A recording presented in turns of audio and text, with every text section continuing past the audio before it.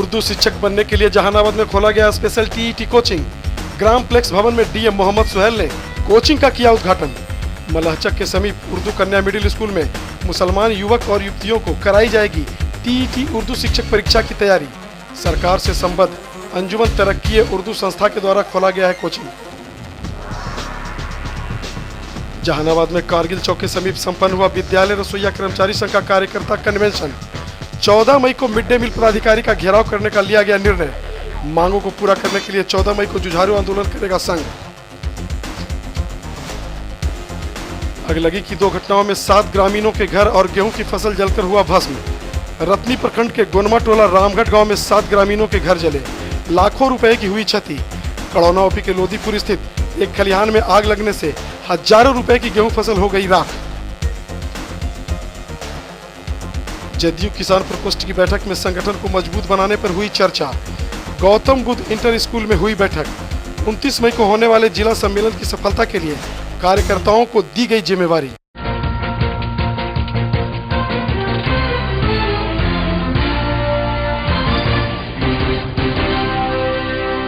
बिहार सरकार ने टीईटी परीक्षा के तहत उर्दू शिक्षकों की बहाली करने का निर्णय लिया है और परीक्षा लेने की तैयारियां भी शुरू करने जा रही है। इस परीक्षा में शिक्षित मुसलमान युवक और युवतियों को सफलता मिले, इसके लिए अंजुमन तरक्की उर्दू बिहार नामक संस्था ने बिहार के सभी 38 जिलों में मुसलमान युवक और युवतियों को परीक्षा की तैयारी कराना शुरू कर दिया है। तैयारी के लिए संस्था के द्वारा सभी जिलों में स्पेशल टीईटी कोचिंग खोला जा रहा है। इसकी शुरुआत जहानाबाद से की गई। जहानाबाद समाहरणालय स्थित ग्राम प्लेक्स भवन में इस मौके पर एक समारोह का आयोजन किया गया और टीईटी कोचिंग का उद्घाटन किया गया। उद्घाटन किया जहानाबाद के जिलाधिकारी मोहम्मद सुहेल ने। इस मौके पर जिलाधिकारी ने उपस्थित छात्र छात्राओं को उर्दू शिक्षक बनने के लिए कड़ी मेहनत करने की नसीहत दी। हालांकि डीएम ने यह भी कहा कि युवक और युवतियां अपनी उच्च मानसिकता को बनाएं, दृष्टिकोण ऐसा हो कि वे बड़ी बड़ी प्रतियोगिता परीक्षा में सफलता प्राप्त करें और बड़े अधिकारी बने। इन्होंने कहा कि टीईटी उर्दू शिक्षक परीक्षा के लिए युवक और युवतियां नियमित रूप से समाचार पत्र का गहन अध्ययन करें, टीवी पर सिनेमा और सीरियल कम देखें, न्यूज़ पर ज़्यादा ध्यान दें ताकि देश दुनिया की अद्यतन जानकारी मिल सके और जनरल नॉलेज मजबूत हो सके।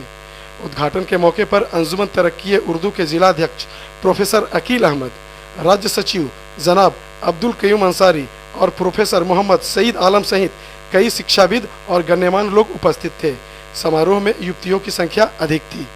मोहम्मद तनवीर, आजकल जहानाबाद।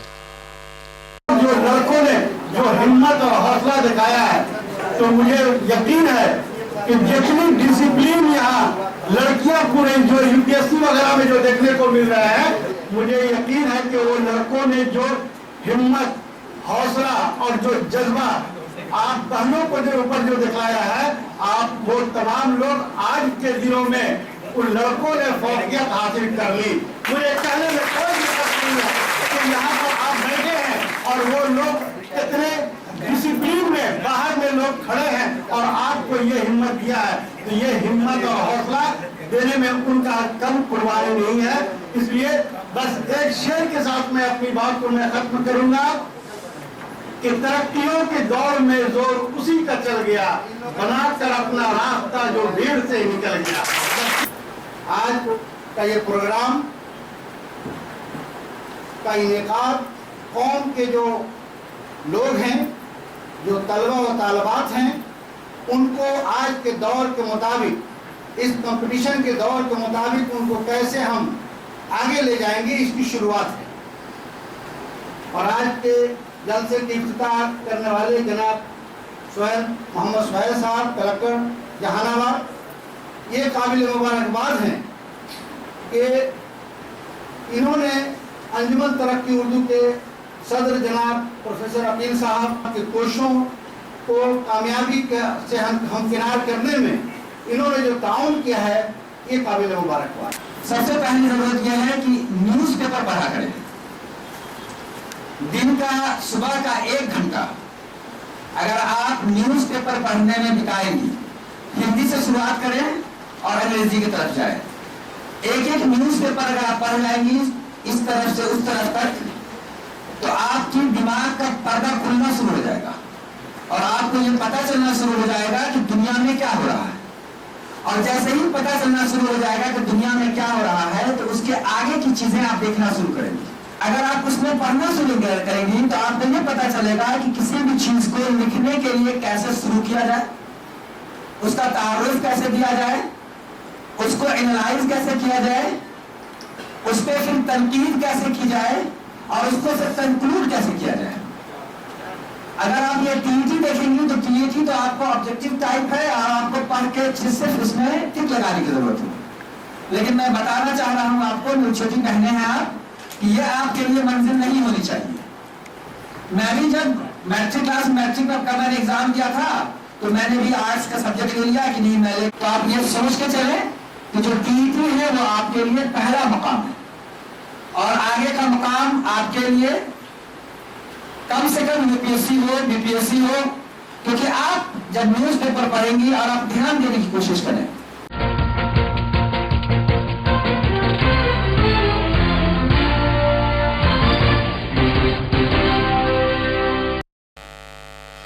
बिहार राज्य विद्यालय रसोइया कर्मचारी संघ गोपगुट के सदस्य 14 मई को मिड डे मील पदाधिकारी के कार्यालय के समक्ष प्रदर्शन करेंगे, धरना देंगे और एमडीएम पदाधिकारी का घेराव करेंगे। ऐसा निर्णय लिया गया संघ के कार्यकर्ता कन्वेंशन में। शहर के कारगिल चौक के समीप संगठन का जिला स्तरीय कार्यकर्ता कन्वेंशन संपन्न हुआ। कन्वेंशन में विद्यालय रसोइया कर्मचारियों ने पदाधिकारी पर वादा खिलाफी करने का आरोप लगाया। संगठन के नेताओं ने कहा कि न्यूनतम मजदूरी से वंचित रसोइया गर्मी, धूप, धुआं और अपमान बर्दाश्त कर मात्र 1000 के मानदेय पर काम करने को मजबूर है। इस पर भी मिड डे मील पदाधिकारी की मनमानी जारी है। रसोइया को खाते से भुगतान नहीं किया जा रहा है। संघ के नेताओं ने बकाया मानदेय का भुगतान करने, खाते के माध्यम से राशि का भुगतान करने और रसोइया कर्मचारियों को धमकी नहीं देने की मांग को लेकर 14 मई को जुझारू संघर्ष करने का निर्णय इस कन्वेंशन में लिया है। चंदन मिश्रा, आजकल जहानाबाद। हम लोग 11 सूत्री मांग पर एमडीएम पदाधिकारी के पास 11/3/2013 को धरना प्रदर्शन किए थे। उसमें समझौता मैडम की थी कि हम जितने भी मांगे हैं सबको पूरा करेंगे, लेकिन आज तक हम लोग का एक भी मांग पूरा नहीं हुआ है। तो इसके चलते हम लोग फिर 14 मई को धरना प्रदर्शन अनिश्चितकालीन करने जा रहे हैं और हम लोग के 1000 रुपया मानदेय मिल रहा है, उसमें भी बहुत परेशानी हो रही है क्योंकि बैंक खाते के माध्यम से नहीं भुगतान किया जा रहा है। जहाँ तहाँ प्रधानाध्यापक अपना मनमानी कर रहे हैं मानदेय भुगतान करने में और सही समय से नहीं दे रहे हैं।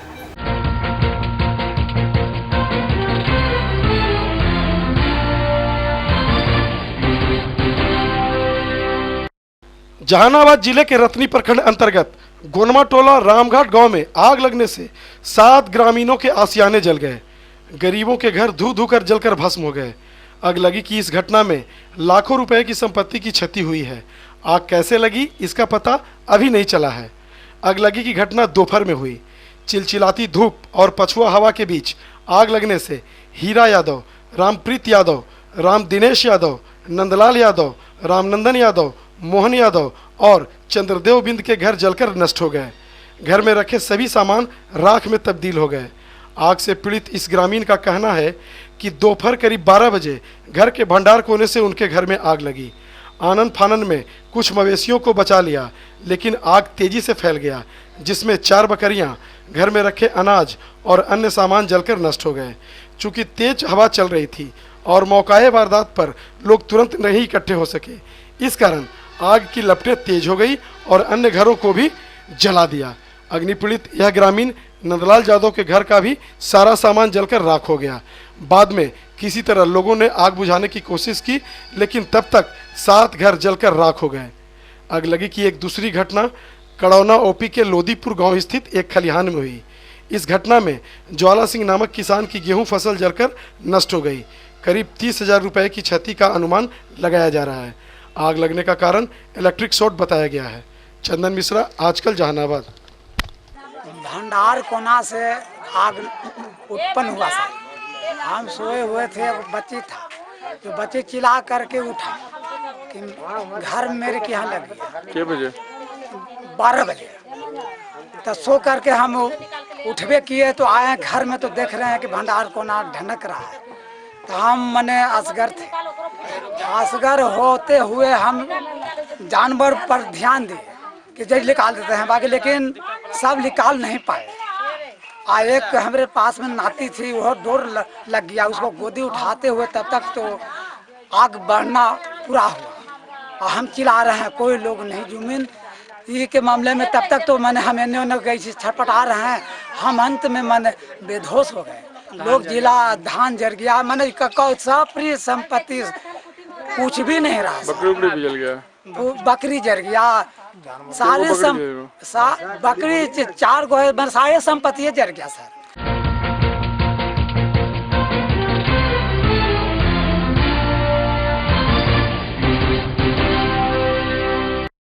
जहानाबाद जिला मुख्यालय स्थित गौतम बुद्ध इंटर स्कूल में जदयू किसान प्रकोष्ठ की बैठक संपन्न हुई। इस बैठक में प्रकोष्ठ के स्थानीय कई पदाधिकारी और गांव से आए किसानों ने भाग लिया। सर्वप्रथम बैठक में किसान प्रकोष्ठ को मजबूत करने की चर्चा हुई और इसके लिए व्यापक पैमाने पर जनसंपर्क अभियान चलाने का निर्णय लिया गया। बैठक में यह बात सामने आई कि 29 मई को जदयू किसान प्रकोष्ठ का जहानाबाद में जिला सम्मेलन होगा। सम्मेलन में पार्टी के वरिष्ठ नेता RCP सिन्हा, रामनंदन सिंह सहित प्रदेश से कई नेता आएंगे और किसानों के उत्थान के लिए अपने विचार व्यक्त करेंगे। जिला सम्मेलन को सफल बनाने के लिए इस बैठक में प्रकोष्ठ के नेताओं और सक्रिय कार्यकर्ताओं को जिम्मेवारियां सौंपी गई। चंदन मिश्रा, आजकल जहानाबाद। यहाँ पर आज बैठक गौतम बुद्ध उच्च विद्यालय के प्रांगण में हम लोग बैठक किए हैं किसान प्रकोष्ठ के 29 तारीख को सम्मेलन के संबंध में। 29 मई को किसान प्रकोष्ठ के सम्मेलन, जिला स्तरीय सम्मेलन होने जा रहा है। इसमें हमारे प्रदेश के नेता RCP सिंह, रामनंदन सिंह शिरकत करेंगे और प्रदेश से बड़े बड़े नेता शिरकत करेंगे। वह जिला सम्मेलन की तैयारी के लिए हम बैठक कर रहे हैं और साथ साथ किसान प्रकोष्ठ को संगठन को मजबूत करने के लिए पंचायत तक प्रकोष्ठ को मजबूत करने की तैयारी के लिए बैठक।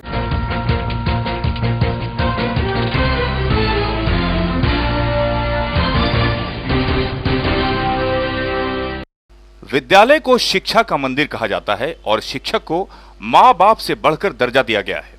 हमारे देश में कई शिक्षक ऐसे हैं जिनके द्वारा दिए गए ज्ञान पाकर छात्र छात्राएं काफी ऊंचाइयों तक पहुंच गए हैं, लेकिन कुछ शिक्षक ऐसे हैं जिनकी घिनौनी करतूत ने शिक्षक और छात्र छात्राओं के रिश्ते को कलंकित किया है।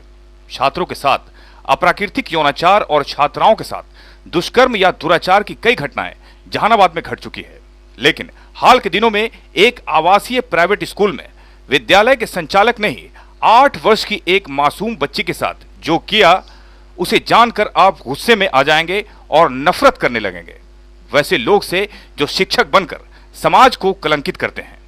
जहानाबाद महिला थाने में बंद इस युवक को देखिए।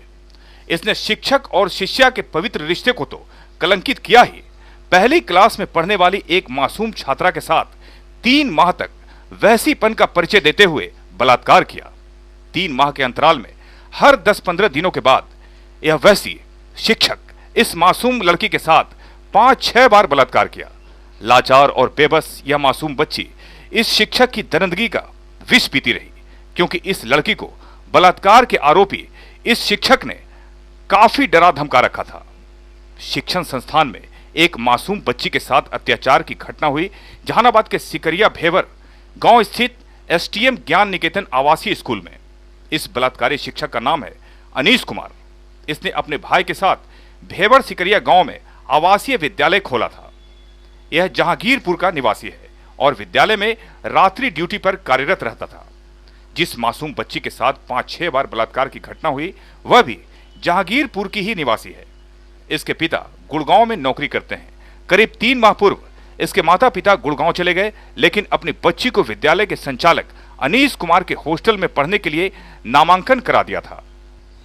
इस घटना की कलई खुली तब जब लड़की के मां बाप गुड़गांव से वापस लौट आए। मासूम बच्ची स्कूल जाने से इनकार कर दी और अपने ऊपर हुए अत्याचार की सारी कहानी अपने मां बाप को सुनाई। घटना की सूचना पुलिस को दी गई और बलात्कारी शिक्षक अनीश को गिरफ्तार कर जहानाबाद महिला थाने में लाया गया। बलात्कार की पीड़ित बच्ची ने पुलिस और संवाददाताओं को अपने साथ हुए वहसीपन की सभी दास्तां सुनाई। लड़की का मेडिकल जांच कराया गया, जिसमें बलात्कार की पुष्टि हुई है। सिकरिया स्थित ज्ञान निकेतन में छोटी बच्ची के साथ बलात्कार की यह दूसरी घटना है। पुलिस को इस पीड़ित बच्ची ने जानकारी दी है कि एक और मासूम लड़की के साथ अनीस कुमार ने बलात्कार किया था और उसके बाद वह हॉस्टल छोड़कर अपने घर चली गई। पुलिस तहकीकात कर रही है कि वह कौन बच्ची है जिसके साथ बलात्कार की एक और घटना हुई थी। चंदन मिश्रा, आजकल के लिए। कौन किया है? कौन टीचर है? कितना दिन से तुम्हारे साथ गलत काम कर रहे थे? अच्छा, मैंने 4 रोज पहले मार्शल लगा के था ना, हो गया था 10 रोज के बाद। 5-6 बार। क्या तुम किसको बताई? मम्मी के। क्या मारते पीटते थे, डराते धमकाते थे? मारते थे नहीं, बोलते थे। धमकाते थे? क्या कहते थे? माता पिता गुड़गांव में रहते थे, तो इसे STMM एक ज्ञान निकेतन सिकड़िया में हॉस्टल है, वहाँ इस बच्ची को रख के गए थे क्योंकि इसके गांव का चाचा लगता था, उसी का हॉस्टल था। तो परिवार वाला समझ के इसको रख के गए थे। तो फिर गर्मी की छुट्टियों में ये घर आई कल, तो अपने माँ से बोली कि मैं पढ़ने नहीं जाऊँगी माँ। तो माँ पूछी कि क्या कारण है, तो इसने बताया कि जब से आपने रखा है तो हॉस्टल का संचालक मेरे साथ गंदा काम बराबर कर रहा है। तो फिर उन्होंने विस्तार से पूछा, तो मेरे को फ़ोन किया, तो फिर हम वहाँ जाके बच्ची का बयान दर्ज किए और अभियुक्त को गिरफ्तारी हो गई है। पूछताछ में सामने आया कि ये बच्ची को जब से वहाँ रखा गया है तब से इसके साथ वो 10-15 दिन के करीब बीच करके रेप इसके साथ करता रहा है। हाँ, इस बच्ची ने ऐसा कुछ बताया है कि एक और बच्ची के साथ भी किया है जो देखे हैं। तो उसके माता पिता हॉस्टल से नाम कटवा के ले चले गए। हम लोग उसको ढूंढ रहे हैं और उस लड़की को भी सामने लाया जाएगा। उस लड़की को खोजा, मेडिकल भी करवाया गया है। मेडिकल 165 सारा प्रक्रिया हो गया है, अभी मेडिकल आना है। तो क्या मेडिकल में कुछ मतलब प्रथम दृष्टया जो है वो गलत है? हाँ, प्रथम दृष्टया लग रहा है।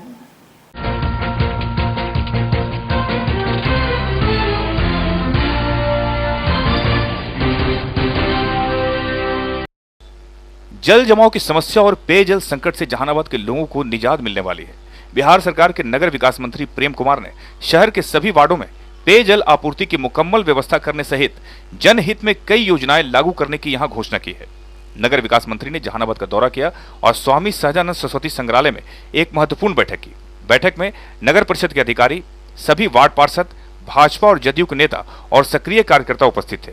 बैठक में मंत्री ने जहानाबाद के सभी वार्डों की स्थिति की जानकारी ली और समस्याओं को सुना।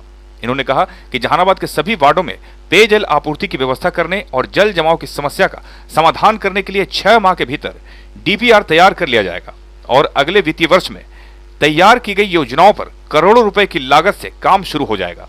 जहानाबाद स्थित बस स्टैंड में भी कई सुविधाएं बहाल करने की इन्होंने घोषणा की। मंत्री ने कहा कि बस स्टैंड में यात्रियों की सुविधा के लिए शेड का निर्माण किया जाएगा, सफाई और पेयजल की पर्याप्त व्यवस्था की जाएगी ताकि यात्रियों को इसका लाभ मिल सके। स्वर्ण जयंती शहरी रोजगार योजना के तहत निर्धन लोगों को रोजगार के अवसर प्रदान करने की भी मंत्री ने घोषणा की। फैशन डिजाइनर सहित कई रोजगार मुहैया कराने के लिए युवक युवतियों को मौका दिया जाएगा, सब्सिडी भी दी जाएगी। मंत्री ने कहा कि जहानाबाद में आवास बनाने के लिए भी जमीन की तलाश की जा रही है। साथ ही शहर के कूड़े कचरे को डंप करने के लिए भी जमीन तलाशने का निर्देश मंत्री ने अधिकारियों को दिया। निर्धारित जमीन नहीं रहने के कारण शहर के वार्डों के कूड़े कचरे अभी नदियों में फेंकी जा रही है। बैठक के उपरांत मंत्री ने जनहित के दृष्टिकोण से कई सरकारी योजनाओं का उद्घाटन और शिलान्यास भी किया। चंदन मिश्रा, आजकल के लिए।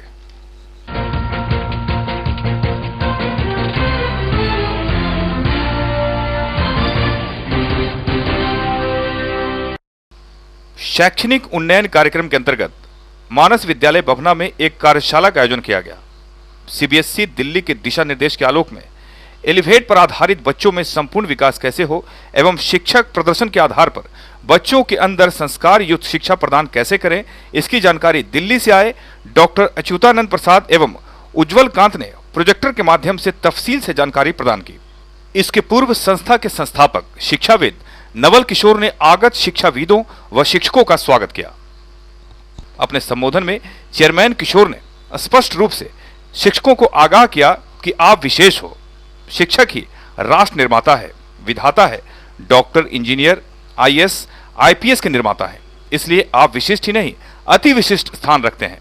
समूह वार्ता, कहानी एवं अन्य माध्यम से उज्जवल कुमार ने उपस्थित शिक्षकों को CCE की प्रासंगिकता को समझाया।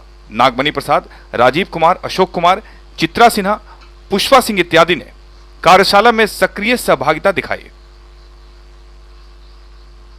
चंदन मिश्रा के साथ मोहम्मद तनवीर, आजकल के लिए। एक्चुअली ये सेमिनार का आयोजित नहीं होगा, वर्कशॉप है और अभी वर्तमान परिवेश में CBSE क्या कहेगा, ये आधुनिक जो शिक्षा का प्रारूप है उनका बगैर वर्कशॉप के आप परिकल्पना नहीं कर सकते, उसको इम्प्लीमेंट कर सकते हैं, इसलिए कि this has become national calamity.